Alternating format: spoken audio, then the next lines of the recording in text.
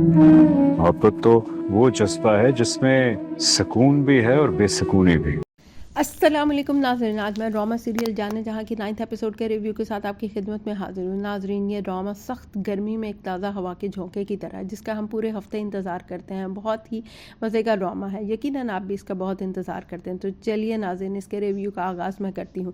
हम देखते हैं कि ज़ीनत अपनी खाला के कमरे में आती है और खाला उसे देख के कहती है, यकीनन तुम भी मुझे बातें सुनाने आई हो। तो वो कहती है कि नहीं, मैं तो आपसे बात करने आई हूँ कि आप ज़रा ध्यान करें, क्योंकि शाहराम जो है उस लड़की के लिए आवाज़ उठा रहा है। मुझे तो लगता है कि शाहराम उस लड़की को पसंद करता है। तो किश्वर बेगम आगे से कहती हैं कि जैसा हो रहा है होने दो, जो हो रहा है होने दो, मैं सब कुछ ठीक कर दूंगी।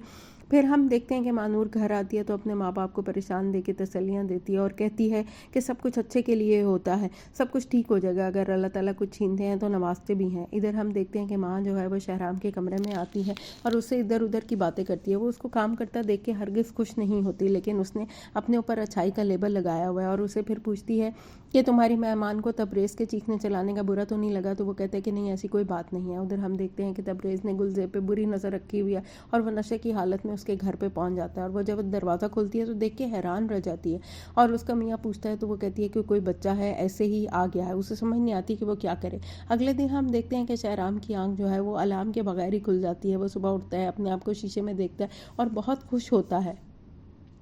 वो अपने अंदर जीने की उमंग जो है वो महसूस करते हैं, अपने अंदर बेहतरी महसूस करता है। और फिर हम देखते हैं कि मानूर बच्चों को पढ़ाने के लिए जब जाने लगती है तो उसको पता लगता है कि उसकी माँ की तबीयत ठीक नहीं है, तो वो रुक जाती है, माँ की पट्टियाँ करती है। उधर शहराम देखता है कि बच्चे आए हुए शोर मचा रहे हैं लेकिन मानूर नहीं आई। वो बाहर आके देखता है और फिर अपने नौकर से पूछता है तो पता लगता है वो अभी तक नहीं आई। तो वो फिर सोचता है कि वो खुद ही बच्चों को पढ़ा ले।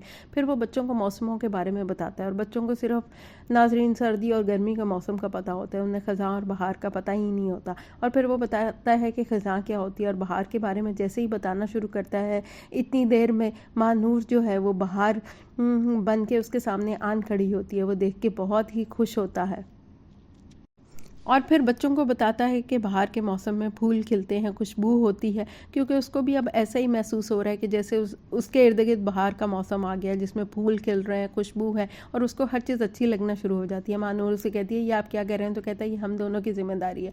फिर हम देखते हैं कि वहाँ पर जीनत बहाने से आ जाती है और शहराम को भेज देती है और मानूर से मिलती है और उसे कहती है तुम बड़ी स्मार्ट और अपॉर्चुनिस्ट हो। वो कहती है कि मैं अपने माँ बाप की मर्ज़ी से यहाँ आती हूँ और फिर वो अपनी इंपॉर्टेंस जताने के लिए कहती है कि पूरी हवेली की जिम्मेदारी खाला ने मेरे ऊपर डाली हुई है, इसलिए मैं अंदर जा रही हूँ। फिर हम देखते हैं कि अगले दिन जो है गुलजेब तबरेज़ से बात करती है और कहती है कि कल आप क्यों आए थे। तो वो बहाना बना देता है, वो कहता है गाड़ी हीट अप हो रही थी, मेरी हालत ऐसी थी इसलिए मैं वहाँ आ गया। और तुमने आमिर को क्यों नहीं बताया। वो कहती है इसलिए नहीं बताया कि आमिर गलत सोचेंगे, लेकिन वो कहता है कि तुम्हारे दिल में लगता है कि चोर है, उसको बताना चाहिए था। फिर हम देखते हैं कि किश्वर बेगम जो है किचन में आके नौकर को डांटती है और उसे कहती है कि तुम उसके खाने में क्यों नहीं वो दवाई मिला रहे हो। तो वो कहता है वो आप सबके साथ खाना खाते हैं इसलिए मैं ऐसा कुछ कर नहीं पाता।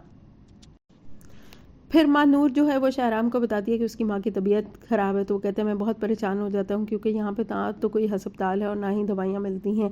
तो वो कहती है कि अब आपने ये काम शुरू कर दिया तो आप इंशाल्लाह वो काम भी ज़रूर कर लेंगे। और उधर हम देखते हैं कि किश्वर बेगम, जिससे ये एक आँख नहीं उसको भाता इसका यहाँ पर आना, वो बाहर आ जाती है और आकर कहती है कि तुमने तो नाश्ता भी नहीं किया, नाश्ता करो। और फिर माँ नूर को भी कहती है अगर कोई चीज़ चाहिए होती है तो मुझे ज़रूर बता दिया करो। और जैसे ही शहराम जो है वो चाय पीता है और वो एकदम से गिर सा जाता है।